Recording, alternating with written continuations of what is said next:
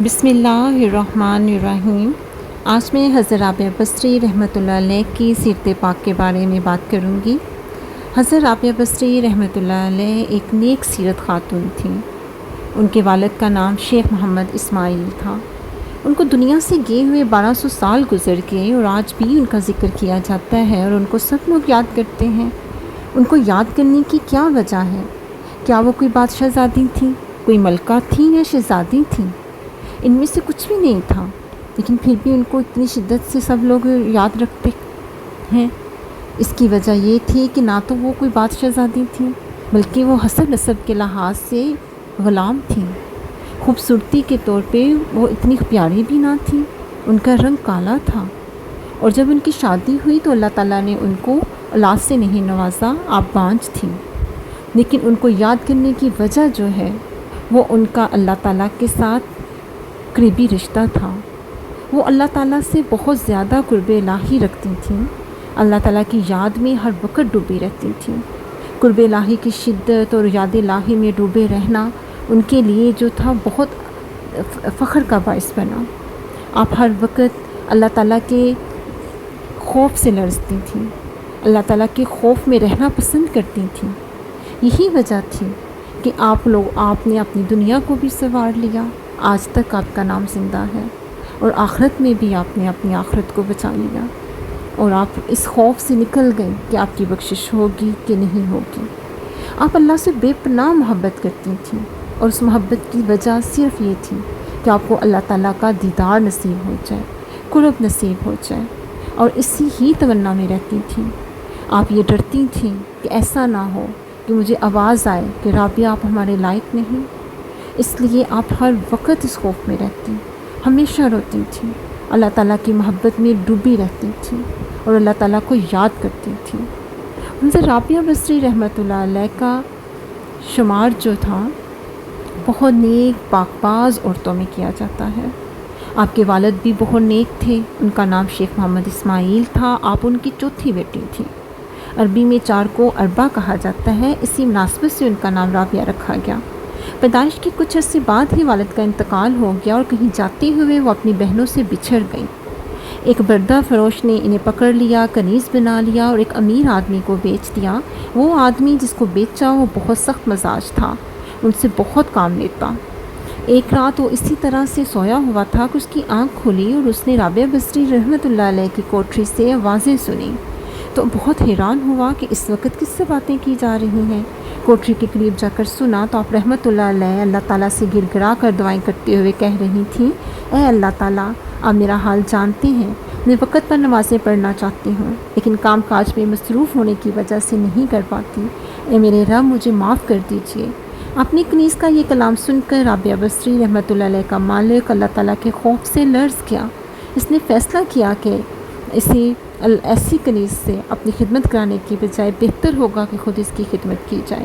صبح ہوتے ہی وہ آپ رحمۃ اللہ علیہ کی خدمت میں حاضر ہوا اور کہا، آج سے آپ میری طرف سے آزاد ہیں۔ آپ رحمۃ اللہ علیہ سے گھر میں رہنا چاہیں تو میری خوش نصیبی ہوگی، اور اگر ایسا نہ چاہیں تو آپ رحمۃ اللہ علیہ اپنی مرضی کی مالک ہیں۔ میری آپ رحمۃ اللہ علیہ سے صرف یہ درخواست ہے کہ جس ذات کی آپ رحمۃ اللہ علیہ رات کو جاگ جا کر عبادت کرتی ہیں، اس کے صدقے میری زیادتیوں کو معاف کر دیجیے۔ امیر آدمی کی گفتگو سن کر حضرت رابعہ بصری رحمۃ اللہ علیہ نے فرمایا، میں یہاں سے جانا چاہوں گی۔ غلامی سے آزاد ہونے کے بعد سیدہ حضرت رابعہ بصری رحمۃ اللہ علیہ ایک بڑے علمی مرکز کوفہ چلے گئیں۔ وہاں اس وقت کے بڑے بڑے علماء موجود رہتے تھے۔ وہیں آپ رحمۃ اللہ علیہ نے قرآن مجید حفظ کیا، قرآن مجید کی تفسیر، حدیث اور اسلامی فقہ کو خوب سمجھا، بہت سی احادیث زبانیں یاد کی۔ تعلیم حاصل کرنے کے ساتھ ساتھ دل و جان سے دن رات عبادت میں مشغول رہتے۔ بڑے بڑے بزرگ ان کے پاس حاضری دیتے اور دین کی باتیں سمجھتے۔ ایک بار کچھ مہمان آ گئے اور آپ کے توکل کا یہ حال تھا کہ اگر میں صرف 2 روٹیاں تھیں، آپ نے وہ جب فقیر آیا مانگنے کے لیے تو وہ دونوں دے دیں۔ مہمانوں کی شکل پہ بہت حیرانی اور پریشانی تھی، تو آپ نے ان کو کہا کہ آپ تنگ دل کیوں ہوتے ہو؟ کیا اللہ تعالیٰ ہمارے حال سے آگاہ نہیں؟ وہی سب کا رازق ہے۔ ایسا کہا تو اتنے میں ایک کنیز دسترخوان لے کر آ گئی، اور آپ نے جب اس دسترخوان کو لیا اور لینے سے انکار کر دیا کہ یہ ہمارے لیے نہیں ہے، وہ کنیز دسترخوان لے کر واپس چلے گئی۔ جب وہ دوبارہ آئیں تو آپ نے روٹیاں گنی اور دسترخوان رکھ لیا۔ مہمانوں نے پیٹ بھر کر کھانا کھایا۔ مہمانوں نے پھر پوچھا کہ آپ کو کیسے پتہ تھا کہ یہ دسترخوان آپ کے لیے نہیں تھا؟ تو حضرت رابعہ بصری نے کہا کہ آپ یہ بھول گئے کہ اللہ تعالیٰ نے کیا کہا ہے؟ اللہ تعالیٰ نے کہا ہے کہ ایک نیکی کے بدلے 70 گنا نیکیاں لکھی جائیں گی آخرت میں، اور دنیا میں 10 گنا زیادہ۔ میں نے جب دیکھا تو اس میں 18 روٹیاں تھیں، دوسری بار 20 روٹیاں تھیں، تو میں نے وہ روٹیاں رکھ لیں۔ آپ اللہ پہ بہت توکل کرتی تھیں، اور یہی وجہ تھی کہ اللہ تعالیٰ ہمیشہ آپ کی ہر مراد پوری کرتے، آپ کے توکل پر پورا اترتے۔ آپ جو سوچتی وہ ہو جاتا، لیکن آپ اپنی ضروریات کو بہت مختصر رکھتی تھیں۔ اسی لیے حضرت مالک بن دینار اکثر بتایا کرتے تھے کہ ایک بار وہ آپ کے گھر گئے تو دیکھا کہ ٹوٹا ہوا مٹی کا لوٹا ہے جس سے آپ وضو کرتی ہیں، اور ایک سیدھا چٹائی ہے جس پر آپ اینٹ کا تکیہ بنا کر سوتی ہیں۔ حضرت مالک بن دینار نے تھوڑا آپ کا عطا کرنے کا کہا، آپ کو عطا کرنے کا کہا، تو آپ نے انکار کر دیا، کہا کہ نہیں، میرا رب میری ضروریات سے آگاہ ہے، وہ مجھے میری ضروریات کے مطابق عطا کرتے ہیں۔ آپ کو دنیا سے کوئی لگاؤ نہیں تھا، آپ دنیاوی کاموں میں دنیاوی عیش و عشرت کو بالکل نہیں خاطر میں لاتی تھیں، صرف آپ اللہ تعالیٰ کی یاد میں معمول رہتی تھیں، ہر وقت اللہ کو یاد کرتی اور اللہ کی یاد میں آنسو بہاتی، سارا دن عبادت کرتی، سارا رات عبادت کرتی، اور سارا دن روزے میں رہتی۔ یہی معمول تھا آپ کا، اسی معمول کی وجہ سے آپ کا شمال اولیاء اللہ میں کیا جاتا ہے۔ آپ کی وفات کا جب ٹائم آیا تو آپ نے اپنی لونڈی سے کہا کہ جب میرا ٹائم آ جائے تو آپ مجھے انہی کپڑوں میں دفنایا جائے جس میں تہجد پڑھتی ہوں، راتوں کو عبادت کرتی ہوں۔ تو اسی طرح کیا گیا۔ آپ کے فوت ہونے کے بعد دوسرے دن آپ کے غلام نے آپ کو خواب میں دیکھا، تو اس نے آپ سے پوچھا کہ من ربو کی، کہ آپ کے ساتھ جب آپ سے سوال کیا گیا اللہ تعالیٰ کی طرف سے تو آپ نے کیا جواب دیا؟ تو آپ نے کہا کہ منکر نکیر نے یہ سوال کیا کہ من ربو کی، کہ تیرا رب کون ہے؟ تو میں نے اس کو جواب دیا کہ 40 سال جس نے اللہ کی عبادت کی، وہ 4 ہاتھ زمین کے نیچے آ کر اس اللہ کو کیسے بھول سکتی ہے؟ اس کے بعد آپ سے فرشتوں نے کوئی سوال نہیں کیا اور واپس چلے گئے۔ آپ کو جب خواب میں دیکھا تو آپ سبز کلر کے لباس میں ملبوس تھیں اور بہت اعلیٰ جگہ پہ تھیں، اور آپ سے پوچھا گیا کہ آپ کے اس کپڑوں کا کیا ہوا جس میں آپ تہجد پڑھتے؟ تو آپ رحمۃ اللہ علیہ نے کہا کہ اللہ تعالیٰ نے وہ لباس اپنے پاس رکھا ہے، قیامت کے دن جب میرا حساب کیا جائے گا تو میرے لباس کو بھی اس میں رکھا جائے گا۔ آپ اتنی زیادہ اللہ تعالیٰ کی یاد میں معمول رہتی تھیں کہ آپ کو شادی سے کوئی لگاؤ نہیں تھا۔ جوانی میں ہی آپ کی جب شادی ہو گئی تو آپ کا مشغلہ تھا، آپ کی روٹین میں شامل تھا کہ آپ عشاء کی نماز کے بعد غسل کرتی اور اپنے شوہر سے اجازت لیتی کہ آپ کو میری ضرورت تو نہیں۔ ان کے انکار کرنے پر آپ پھر جائے نماز پر کھڑی ہو جاتی اور ساری رات اللہ تعالیٰ کی عبادت اور ریاضت میں گزار دیتی، یہاں تک کہ صبح ہو جاتی۔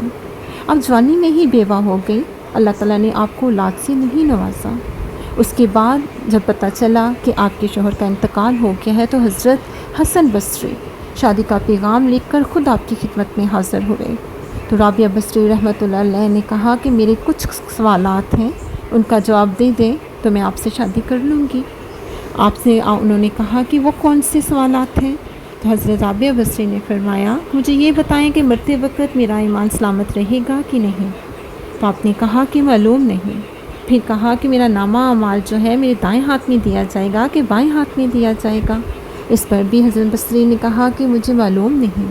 پھر کہا کہ قیامت میں ایک گروہ کو بہشت میں دائیں طرف سے اور دوسرے کو بائیں طرف سے لے جایا جائے گا، میں کس جانب سے جاؤں گی؟ تو آپ نے فرمایا کہ معلوم نہیں۔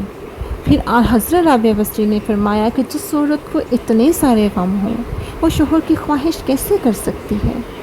ان کا دل ہر وقت خوف الہی سے معمور رہتا تھا اور وہ کہتی تھیں کہ میں بس اپنے ان سوالوں کی تلاش میں اپنی زندگی گزارنا چاہتی ہوں، اللہ تعالیٰ کی یاد میں اپنا ٹائم گزارنا چاہتی ہوں اور اللہ تعالیٰ کو ہی قرب الہی اور یاد الہی کا مرکز بنانا چاہتی ہوں۔